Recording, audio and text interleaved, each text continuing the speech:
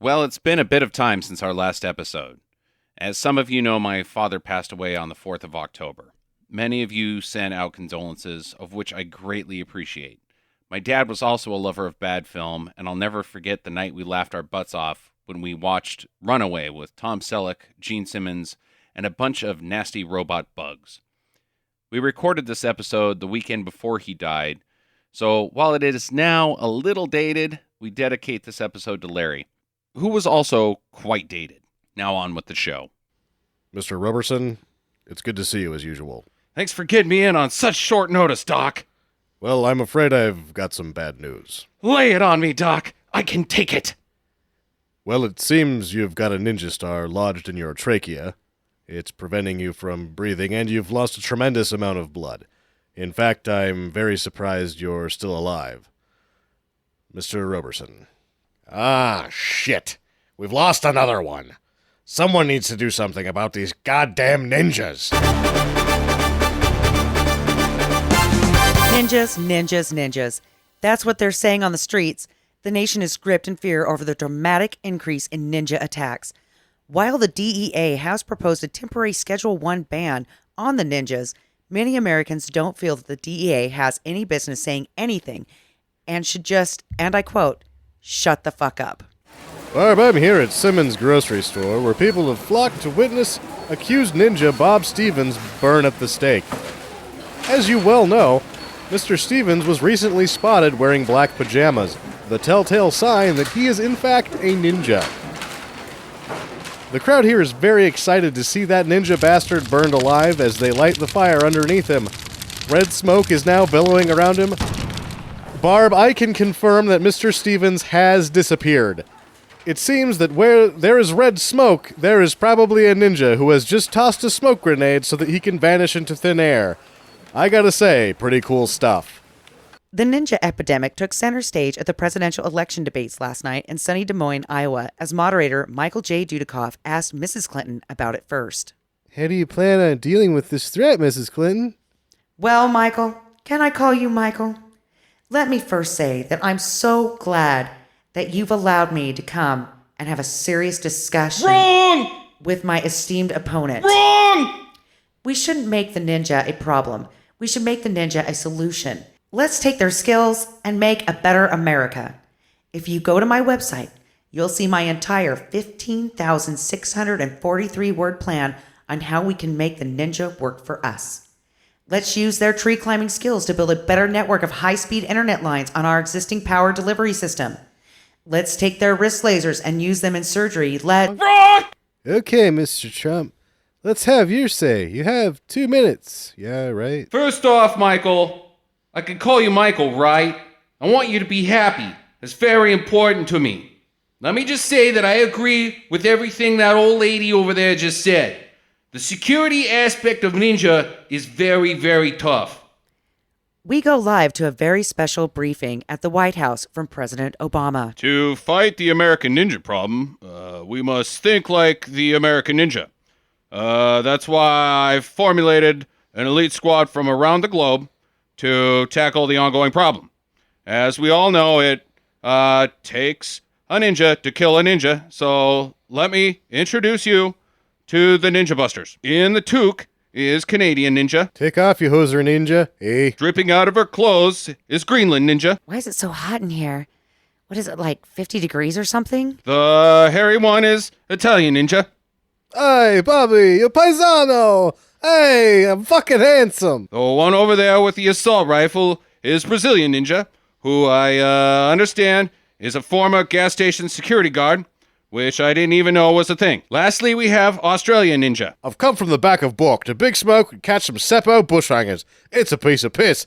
By the Billabong will snatch the jumbuck and have a ridgy-didge blue with a sprung until they're stonkered. Mr. President, James Jimson, Weekly World News. I can't help but notice you have no one on your ninja team that is from Japan. Did you contact the Japanese government about availability of actual ninjas? I don't know what you mean. I've never heard of a Japanese ninja, and I find the entire concept offensive. From my understanding, the Japanese are all really good with electronics, catching them all, panties, and dealing with giant mutated lizards, but have no experience with katanas, shurikens, naginata, kasurigama, or nunchakas? Republican presidential nominee Donald Trump has this to say. Wrong!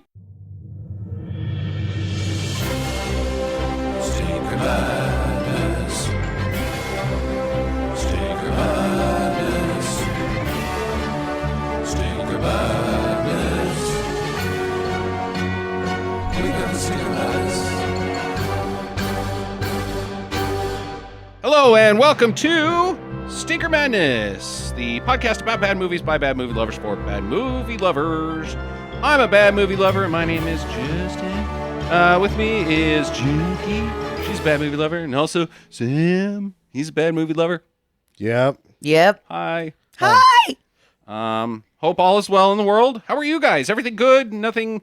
It's been a while since we've done one of these. Actually, I guess it's not in the user's mind. We didn't release an episode. So it's been almost 2 weeks since we've recorded a 0.5, but... Yes, it has been. Yeah. Sam caught the sniffles. I got the sniffles. And it got worse because I got some new pajamas so that I could get some better rest. Are they black? They were black pajamas, God and damn for it, whatever he's a reason, they fucking came ninja. with the hood. So I put them on, and then sure as shit, some fucker dressed exactly like me, only wearing red, jumped out of my closet and attacked me. Yep, you got to have a fight then. Yeah, I hit him with the coffee table. I fucking went down. Meanwhile, blue and yellow ninjas are just looking in your window going, God, I wish we were either black Well, or the red ninjas. Blue and yellow ninjas are the warm-up ninjas. Yeah, exactly. Like, oh, I wish we could go in there. I wish we were that cool. They're like one step above like guys in camouflage on three-wheelers. Indeed. Jackie, how's everything with you? Good? Good.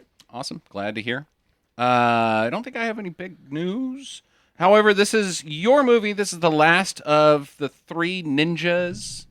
That's not the Three Ninjas, That's which is actually a Not movie. the three ninjas. You're right. It's also not Surf Ninjas. It's American Ninja 2, starring Michael J. Dudikoff, which is a follow-up to our American Ninja episode. I'm hoping he's just as handsome as he was in the other one. What is this, 3 years later? Like 2. Yeah, okay. All right, so he's right in there. Yeah. Still prime Dudikoff, probably. Which is odd because 2 years before this movie was made was the height of the Canon films, and this is in its downturn. Yeah, indeed. Things have gone to hell in a handbasket. Yeah, this is Michael J. Dudikoff's third episode, I believe, counting Midnight Ride, American Ninja, Yes. Yep. anything else. Might have been in something else. Furstenberg's third as well. Yeah, nice. All right, so we do have streaming do's and don'ts this week. Starting with something on Netflix, a 2015 movie from Norway that I watched by myself. Jackie caught the end of this. It's called The Wave, which it's a disaster movie about it's a landslide from a top of a mountain into one of their valleys where there's towns on the ends. Like, apparently they got these rivers and towns all over them, all of these sloping mountains, and they're shaky. So rock slides go into the river, and then you get a fucking river tsunami, essentially. Sure. It's one of those. And the fun fact behind it is that 1 in 5 Norwegians went to the theater to see this movie. Oh. That's how big of a deal it was. 1 in 5. Here's another fun fact about the mountain slide into the river that turns into a disaster. It happened to 2 of the people on this podcast when they were 17. Oh, yeah, that's true. We didn't get hit by a tsunami, We just took our power out for 3 weeks, and it was Yeah. a national disaster area. Yeah, that's true. But it was exactly that occurrence that happened. Do you have to have power to flush your toilet? No, you do No, not. you do That's not. gravity and centrifugal force. It's pretty awesome. But yeah, I kind of like... Centrifugal for your toilets on the Gravitron? No, That would be sweet. that's how the poo goes down, though, is centrifugal force. The gravity, when you have all that suction in the shape of the bowl, makes it swirl. So when you have a big, huge, massive dump, instead of it just getting clogged up right in the pipe, it swirls and slowly goes down one piece at a time. That's why the water spins in a circle. Oh, I thought that was just to break up giant turds. It also does that. Anyways, this movie is not really a turd. I would say that I liked it for the majority of it. I was like, this could be the best disaster movie that I've ever seen in my life. But 3/4 of the way through it, it just dove right into all the exact same fucking cliches that everybody hates in disaster movies. Yeah. So it blew it. The part that I saw I didn't like. Yeah, of course. You walked in right when it started sucking. When the main guy goes in and saves his fucking family, but then he drowns and oh no, extended CPR sequence. Is he gonna come back? It's not looking good. They give up, but then one more push and he's fucking got brain death. He's been dead for fucking 10 minutes. I hate that shit. Don't do it. Did they have Leah Giacomino Bubarani run in slow motion? The busty mom from San Andreas? Yeah. No, she did not. Was there any busty moms? No. I don't know if the Norwegians are known for their chesty ladies, really. They're all blonde, but I don't know. There's got to be some busty sure. moms. Well, there's chesties women everywhere. You know. Yeah. 1 in 5. Yeah, that's good science. This is the science episode. I'm going to give it a do not, just because it's such a disappointing ending with such a good ramp up. I'm going to say that it did not interest me enough Yeah, well, to even give it a second thought. yeah, you watched 15 minutes. What was the horror movie that did the same thing? That was that about the guy that was the serial killer, and they were like filming him. Yeah, but then it was making fun of the genre, but then it just became it, and so it was stupid. The Legend of Leslie Vernon, I believe, Something. is what it's called. Yeah, that But, was not this good. wasn't making fun of it. This was just really good, like dramatic. Oh my god, we've got because here's the thing in disaster movies, you're going to see it for one thing: explosions and shit falling apart and the disaster. You're not really going to see, individual stories about the mailman and what's going on in his life before this disaster and how he recovers. And I don't know. I watched Dante's Peak for Linda Hamilton's acting, and to see how her character could work out being the mayor and the owner of the deli. okay, well, you are an exception to the rule, but for the most part, people go to the theater to see fucking Tokyo get leveled by Godzilla. That's what they go to see. Sure. Okay. When you go see that, it's usually over in like an instant. The aliens come up, blow up the cities, kaboom, it's over. The fucking tidal wave wipes out Washington D.C., kaboom, it's over. The handsome guy gets away. Yeah, and then you're left with all the other stuff. So on Amazon Prime, Keanu Reeves, Eli Roth, the movie I've been waiting for a long time since Cabin Fever, Knock Knock. Oh, this is the one that's the remake of Deadly Game with Colleen Camp, who was on the Time Machine hit list. And is that what it is? Deadly Game? I think that's what it's called. Yeah, it's a... I don't know if... I haven't seen Deadly Game, unfortunately, so It's I don't know wild. if it's a modern take on it or if it's just a regurgitation of the same thing, but Knock Knock is very wild. Yeah, so's the first one. It's a real good time. I haven't seen the new one, though, so... Well, That's super funny. it is super funny. There is Eli Roth's wife in it again, which is a point of grody-ness. It's not Mario Bava. What's the Italian guy that made the Dracula movie and he put his daughter in it and got her all naked? Argento. Yeah, Dario, Dario and Argento. Dario putting his daughter naked in the movie. It's not quite the same grody level as that, but I just couldn't imagine Keanu Reeves feeling up your wife and being like, yeah, okay, cool. This is good shit right here. Keep rolling. Well, maybe when you're an actor, your morals are a little looser. Oh, I think he directs from under a curtain. He's just back there jerking it. Maybe. He's got a director booth. I need to be With in a here by coin myself slot. during this season. During this scene. It is Keanu Reeves, though. That's actually who he's jacking off Yeah, to. okay, all right. I was gonna say, Yeah. he's kind of a bigger deal. Wouldn't in the back of your mind? I mean, we're all insecure a little bit. Be like, hey, it's Keanu Reeves. He's cooler than I am. Not getting that one back. Oh, I should have cast Kevin Costner because he is not cooler than I am. Yeah, every Thanksgiving from then on out is, well, he's no Keanu Reeves. Oh. Again. And you fucked up this turkey. Well, it's not like I'm Keanu Reeves. Yeah. Oh, $3.75, dude. Oh my god. Speaking of Keanu, he's terribly awesome in it. Yeah. I don't know if he's intentionally being bad, but it is fucking hilarious to watch. It's crazy. Yeah, the first one's crazy too. The guy that plays the guy in the first one's Mhm. he's like the guy that plays somebody's dad. You know, like half of Wes Anderson movies, so it's an odd cast. But it's 35 years ago, so he's younger, obviously. But Jackie, what are you gonna say about Knock Knock? Do or don't? I'm going to say do it. I enjoyed it thoroughly. Okay, I did too. I thought it was a great time. I was very impressed, despite the negative reviews. I thought that I thought that it was the film we've all been waiting to see since Cabin Fever. Yeah. So good for him. Good job, Eli. Yeah. About fucking time. I'll give it's Death Game. That's the name of it. I'll give Death Game a do as well, even though nobody watched it recently and it's not streaming. Okay, fair. Why not? Well, there we go then. Yeah. Last but not least, well, it's pretty much least. It's on Tubi TV, so you're stuck watching commercials with it as well. Malibu Beach, a 70s sexy beach romp. I don't know if these things were supposed to be sex comedies because they're not funny. Right. They're not that sexy. They're not that sexy. It's just teenagers doing fucking nothing for 2 hours. They're just doing teenager stuff. Yeah, it's written by a 73-year-old. Yeah, probably. Like, that's what happened with these things. Even a dog running across the beach and stealing the tops off of women isn't interesting at all in the way that this film is presenting itself. I have no idea how so many tops can come off and I can be unexcited. Completely bored by it. Oh, great. There's that fucking dog again. Oh, boy. Yeah. I did not watch this one. Okay. I own this one.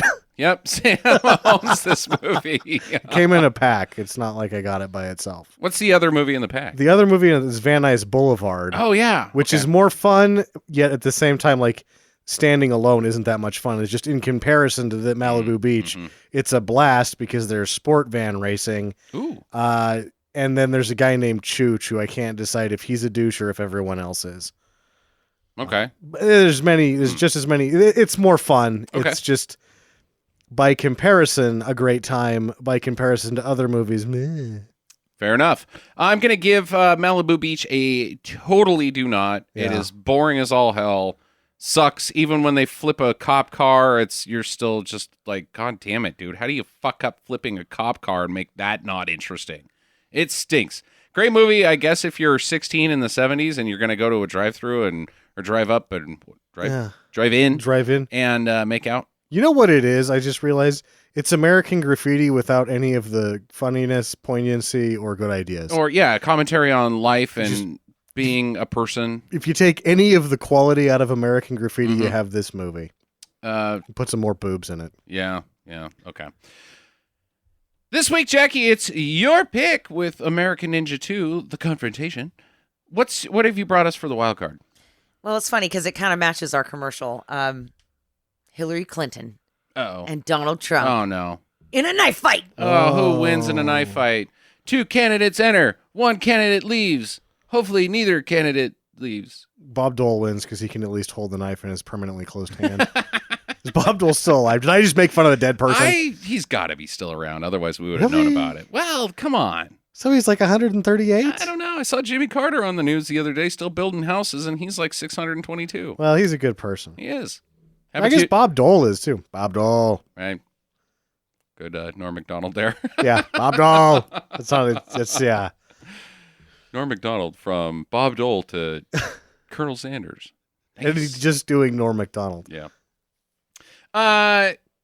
Okay, so 2 very aged people, both probably weak in the hips, arthritis-ridden hands, probably. I think you also have that you're looking at 2 people that have never done 10 minutes of manual labor in their life.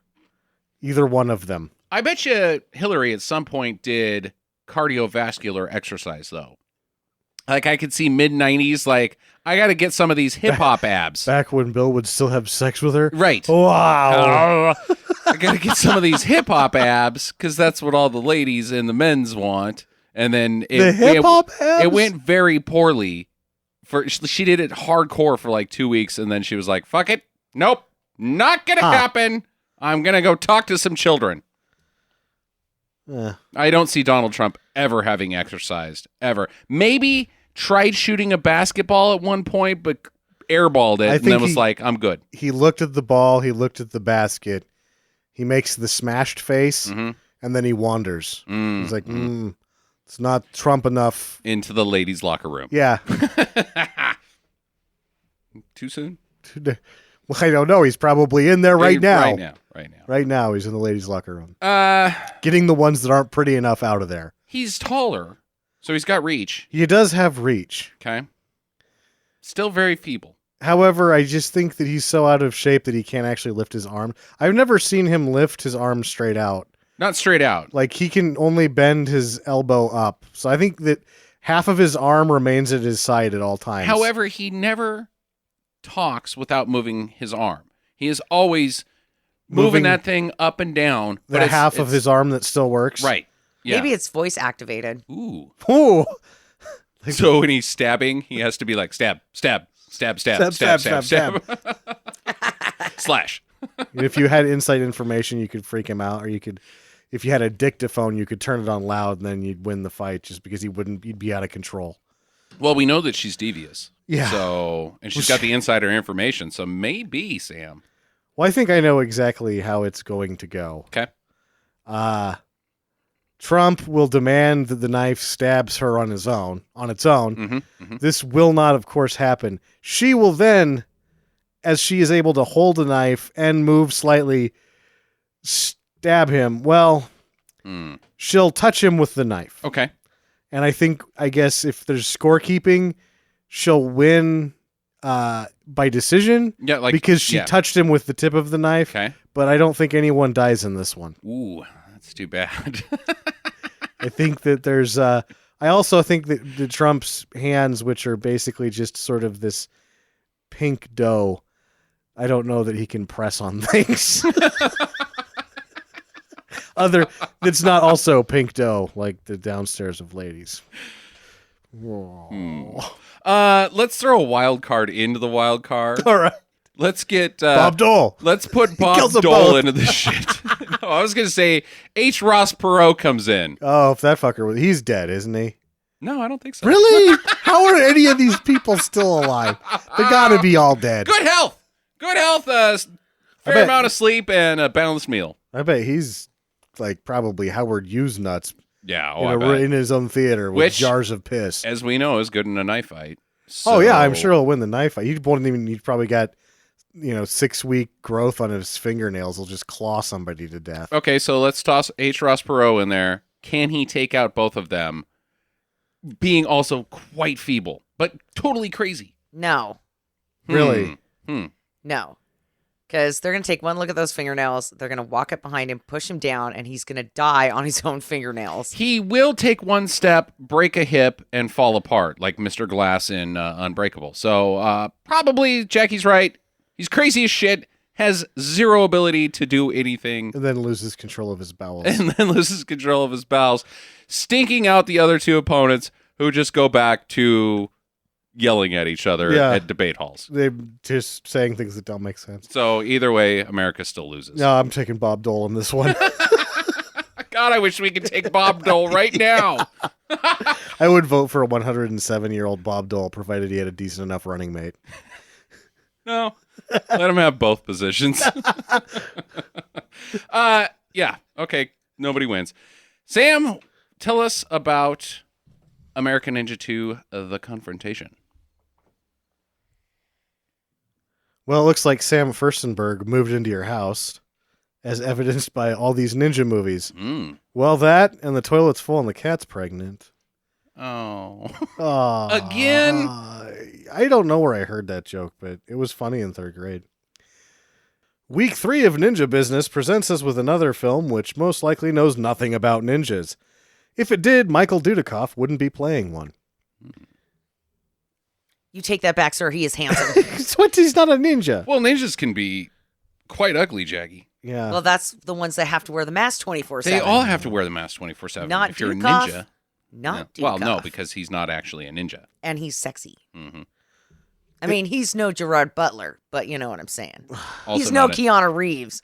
Yeah. I'm trying to... Never mind. It will be difficult for American Ninja 2, The Confrontation, to live up to previous not knowing anything about ninja standards set by Ninja-3 The Domination, in which a ninja is a crazy person ghost who wants nothing more than to kill everyone everywhere, and Unmasking the Idol, wherein a ninja is a middle-aged man who has bedroom eyes and chainmail, eyes wide shut costume. Ian Hunter was actually in the original Eyes Wide Shut, but he was covered by digital furniture as the producers found his apparel and demeanor offensive. Heyo! Can this possibly know less about ninjas than the previous ninja movies? Let's find out together. This was made during the downturn of the Golden Globus run at Cannon Films. Though The Assault had won an Academy Award for Best Foreign Language Film the year before, the amount of foreign language and art films that Cannon was financing with the ninja movies, along with the disastrous purchase of an upside-down theater chain, had numbered the days for Yoram and Menahem. This was when budgets at Cannon started dropping below $500,000, reportedly. Mm-hmm. Allegedly. Allegedly. Several years later, it would be discovered that all of the numbers were outright lies. For example, this film was reported to cost $350,000 and make $4 million. That is an outright lie. Okay. The only somewhat reliable report on return was that its 10-day opening was a little over $1.5 million in every theater that it shows in. So after 10 days, it's not going to do $3.5 million more, $2.5 million more. It's not going to get there. It's not going to get there. It probably made $1.5 million. I 10 days, I think this film is out of the theater. Yeah, that's what I'm saying. Yeah. $1.5 million in 10 days is about what you get. Yeah. All right. Hey, good job. Yeah. Good job. Though the budget was probably above $350,000, it was also most likely much less than what Furstenberg would have thought he was working with. This didn't stop him from bringing the ruckus, however. Most reviews of the time praised the action, which to me is mind-blowing. Okay. It was also sidelined for a couple of recuts to get the R rating. Why is more strange. The cited problem was for excessive close-ups during the fight scenes. What? I am not sure how fighting close-ups could get a movie towards NC-17. Did the original cut have a great deal of ECU ball punching? Did Steve James punch a guy in the butt, causing his eyeballs to come out of his head, like in Total Recall? And would that even get an NC-17 rating if it happened? What? How? Could it be extreme close-ups of boobs? No. It's just There's still in just fighting. boobs. Oh, yeah, you said in action In sequences. the action sequence. It makes no sense. Nonsense at all. Well, speaking of Steve James, he's back, and so is, of course, the Dudikoff. Who isn't back pisses me right off. Phil Brock will not be reprising his role as Charlie, inventor of Hacky Sack. Oh, no. Yes. They have brought in Larry Poindexter to play a different Charlie, like we wouldn't notice. He even has a different last name, so it's actually a different Charlie. But, Oh. yeah. Well. They have also brought in Gary Conway as the Lion, and Mike Stone as Tojo Ken. Tojo Ken. Keep an eye out for, firstly, who is the better Charlie? Okay. Secondly, which of the last three movies understands ninjas the least? Mm-hmm. And lastly, if Steve James progressively loses his clothing throughout the film, as in the last American Ninja. Okay. All right. Those are all fine. Keep an eye out fors. But I guess we're also keeping an eye out for which film knows less about Ninjas. the ninja. Yeah, that was Okay. the second. In the I keep an eye missed out that. for. Sorry. Yeah, which of the three, in our run of 3 films, knows the least amount about ninjas? Okay. The movie is currently streaming on YouTube via the Paramount Vault. So go to youtube.com and search Paramount Vault. Yeah. You'll find American Ninja 2, The Confrontation there for free. Yep. Check it out. Come back to us on Monday. Try not to lose half a week when you're there. Try not to lose your shirt like Kevin James always does. I don't think he loses it. Kevin James? I think he knows. Steve James. Steve James. Kevin James Kevin is the fat James guy. is the fat guy. Paul Blart Mall Cop doesn't lose his clothes progressively. Oh, I bet you he does. I bet you that's part of the comedy. No. Quote unquote. He loses them in a different way. He just can't. He can't wear a pair of underwear more vacuum. than once. A vacuum sucks his shirt off and he's stuck in an embarrassing situation going, oh. Wearing giant underpants. Yeah, wearing giant underpants or an awkward situation with a pool filter. I can see that. That's weird. None of those movies I want to watch. Watch American Ninja 2. Get to the chopper. Hello, fans. Justin here. I am launching a new podcast called Grit. Every 2 weeks, I will bring you a new story from history about someone with incredible determination that overcame an incredible challenge in the face of danger. If you think Chuck Norris is tough, then wait until you hear about a man who fought a bull shark with his bare hands. The America's first mountain man who was forced to play the most dangerous game. A woman who fell out of a plane with no parachute and survived 9 days alone in the jungle. Or the story of the fisherman who was adrift at sea for 133 days. I can't wait to bring this show to you, but I need a little help. We've launched a Kickstarter campaign so that we can try to purchase some better recording equipment.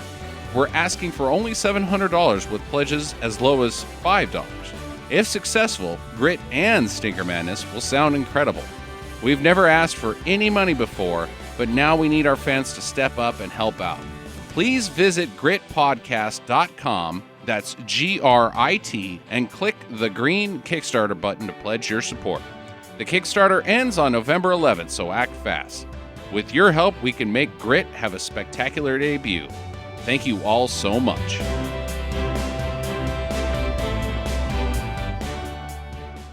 The ninja epidemic took center stage at the presidential election debates last night in sunny Des Moines. Des Moines. Des Moines. Okay. Des Moines. Des Moines. Des Moines. Okay. Just like a newscaster. The Duchess of Wales and Des Moines. The ninja epidemic took center stage at the presidential election debates last night in sunny Des Moines, Iowa. Well, you got it. Fuck. Okay, one more time. Sorry. Oh, my phone shut off.